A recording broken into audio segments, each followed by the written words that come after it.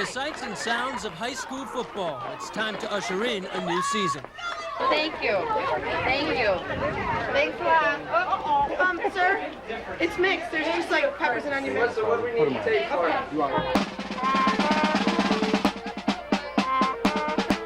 About the Newark high school kids. They take a lot of flack from people. Come out here and watch a high school football game. You get a different opinion of these kids. I love it. I've been doing it for 31 years. I love it. Of course, no high school football game is complete without the television coverage. A local cable outlet here in LeRoy televises all the games. He's going to fake the handoff. Rolling out the pass, gets the pass away. That's almost intercepted. Pass was intended for Savannah. And to accompany the excitement in the bleachers is the always thrilling action on the field. In LeRoy, I'm John Kutchko for News Source 13 Sports.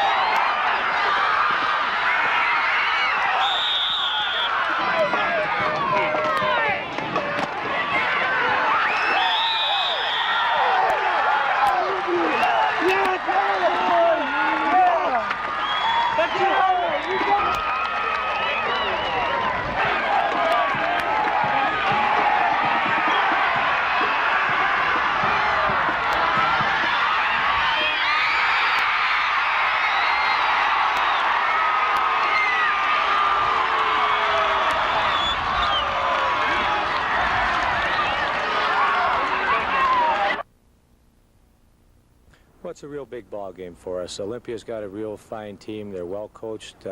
They got probably the best back in Section 5 in Eddie Long. And we got to contain him in order to stay in the ball game. If we do that, we feel we'll be all right.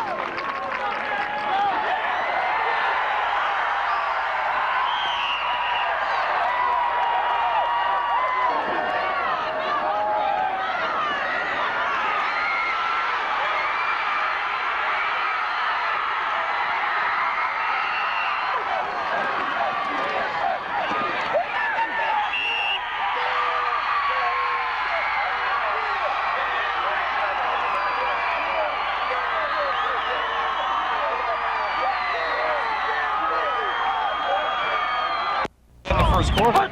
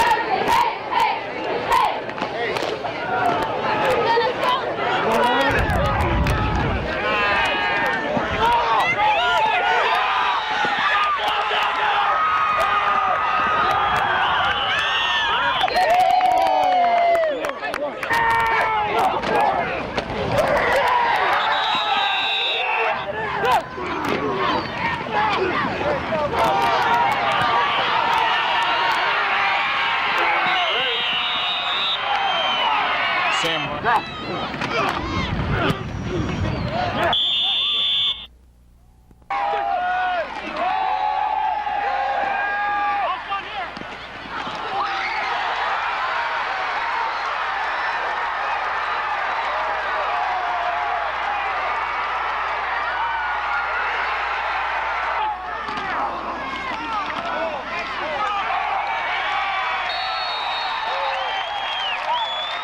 Before that was an interception.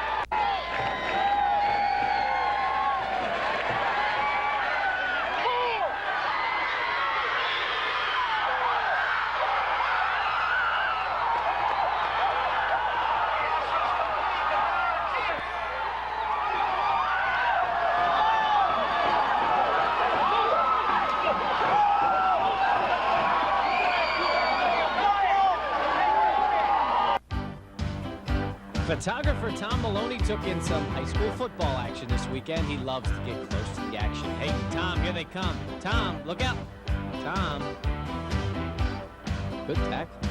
Hey, you know the old saying, sometimes it's better to be lucky than to be good. You don't have to convince Fairport High. Late in the fourth quarter, Jamie Lyle let it fly off the hands of Gates Chilai into the hands of Chad Taylor for the game-winning touchdown.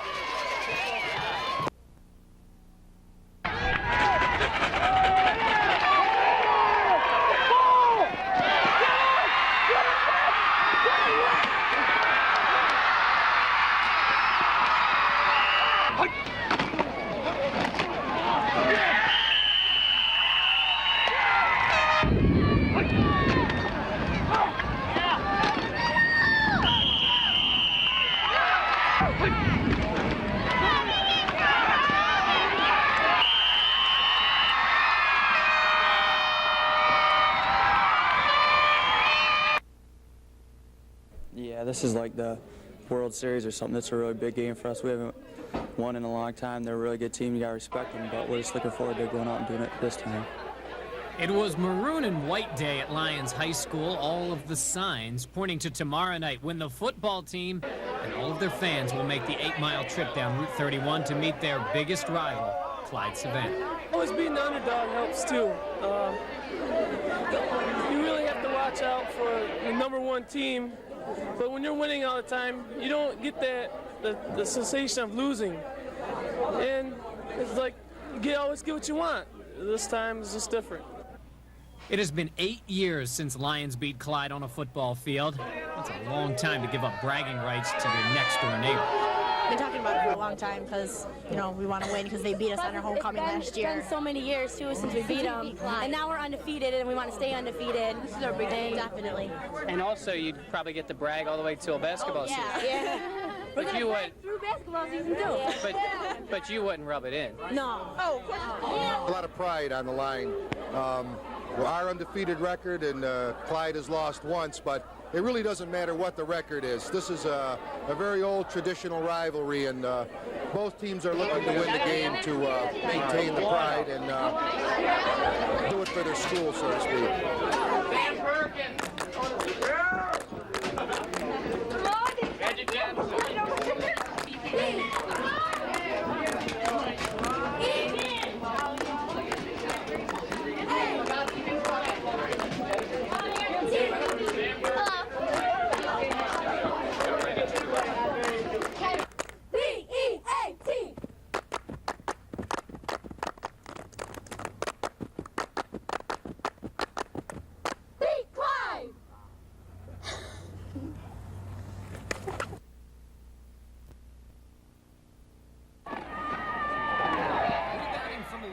That's something they're not used to at Clyde-Savannah. Winners of 22 in a row until last Saturday, 6 sectional titles in the last 7 years, and 7 straight wins against their biggest rival, Lyons.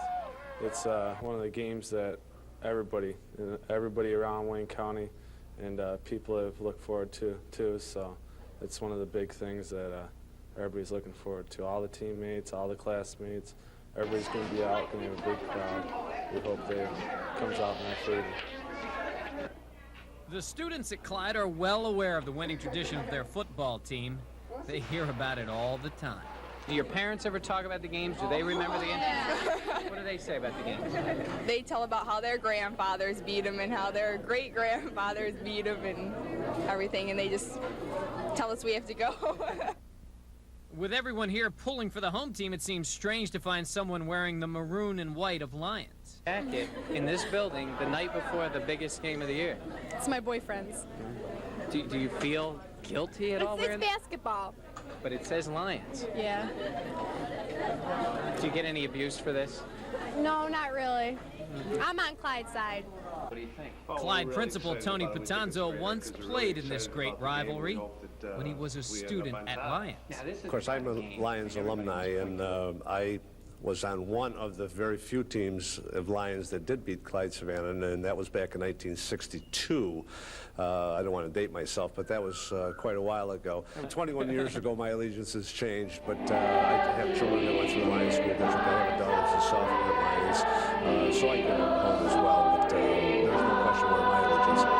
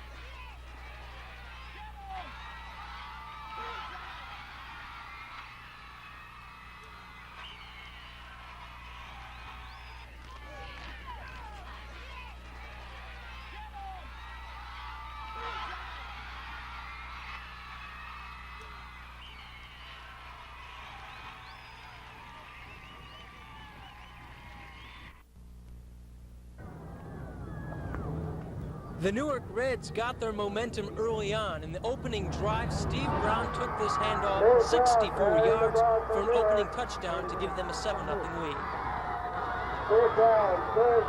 There's a hole there. I didn't believe the hole was there, you know. I just looked for the hole in the open. It just opened up for me, you know.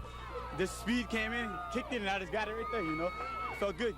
Newark also took to the airwaves, but it wasn't Nestor Hernandez. Jason Coombs finds Chris Damick here, and the score was 21-6 in favor of the Reds. The ground attack was also led by Rich Parker, who accounted for 2 touchdowns for the Newark Reds.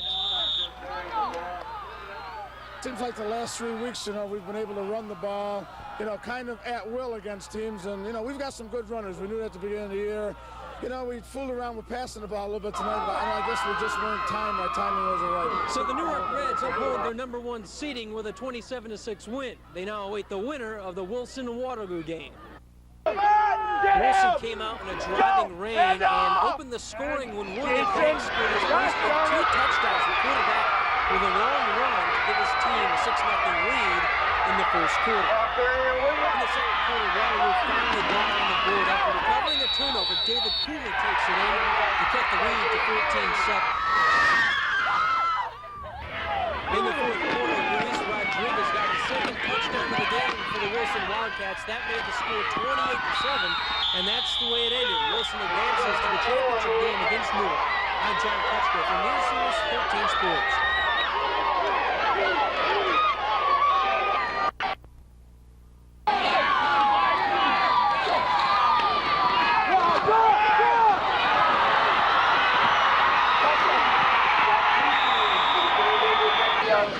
Coach.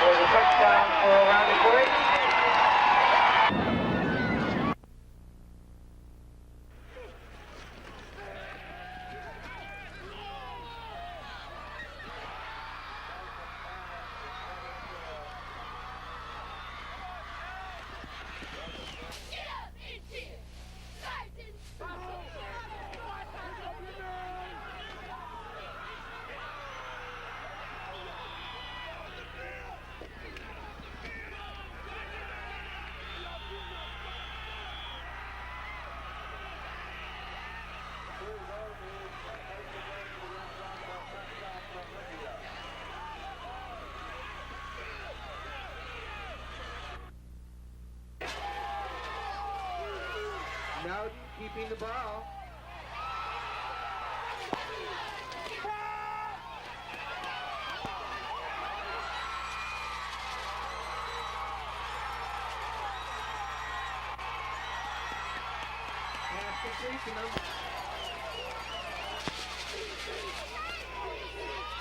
Nowden again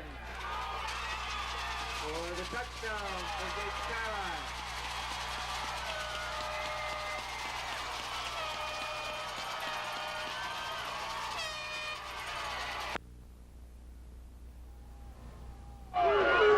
Nowden keeping the ball.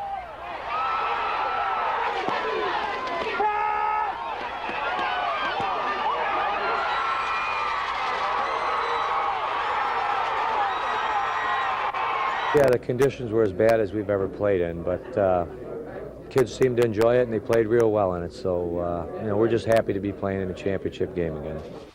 I think it was big from the confidence standpoint, but we've, Fairport's got the premier program, and, we were just happy to be playing against them again, and after the heartbreaking loss we had them earlier in the year, the kids, they wanted them bad. How about going into the finals? What do you see, 2 years after you're there?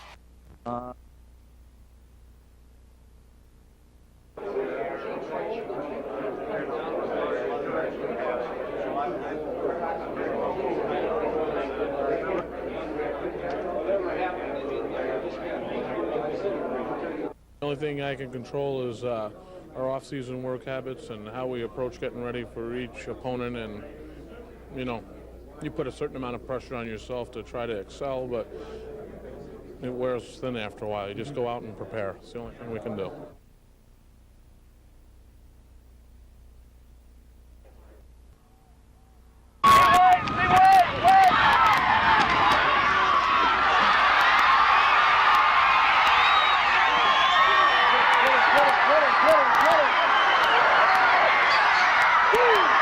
Respect Coach Vittecourt very well. He's kind of the Lou Holtz of Section 5 when he says he doesn't have a lot of talent. He's got a heck of a lot of talent. He's got some kids there that can play on the big teams in the section. They throw the ball well, they run well, they've got real fine team speed that's tough to adjust to.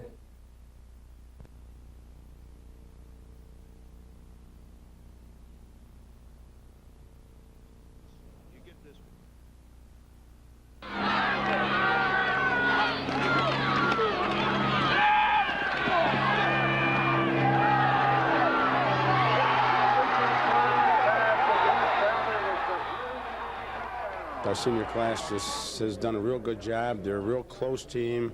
Our senior class, if you look at Newark, the soccer team has won the sectionals. The basketball team looks like they've got a good shot at winning the sectionals. And our football team looks like we have a good shot at winning the sectionals too. So we've got a good senior class mixed in with some good underclassmen.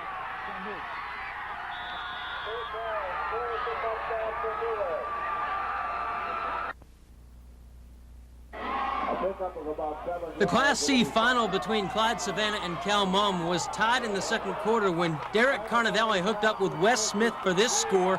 Clyde-Savannah went into the half leading 14-8. Late in the game with 3 minutes left, David Donahue scored his second touchdown of the game for Cal-Mum. The game was tied at 14. Cal-Mum would get the ball back on a fumble recovery. They would drive and attempt a field goal, but it's blocked and we head to overtime.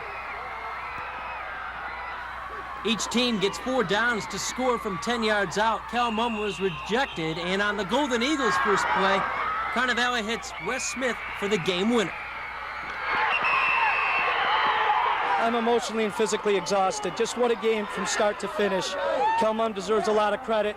Our kids hung in there at the goal line. Just an outstanding game. So despite 4 critical turnovers, Clyde-Savannah prevails in overtime and wins another sectional title, 20-14 after overtime. In the Class B final between Livonia and Midlakes, Jason Dudek took the handoff here for the Bulldogs and raced 70 yards to the end zone for a score. And Livonia had the lead 7-0. They would hold that lead in the third quarter. Dan Heffron for Midlakes would come up with the second interception of the game, and Midlakes had the ball in Livonia territory. That would lead to this Jason Crew touchdown run. The extra point was missed, and Livonia still had the lead 7-6. Late in the game with 4 minutes to go, Livonia put the game away. Dave Brongo scores from the 1. That made it 13-6, and that's the way it ended. Livonia wins the Class B final 13-6 over Midlakes. At Favre Stadium, I'm John Kutchko for News Source 13 Sports.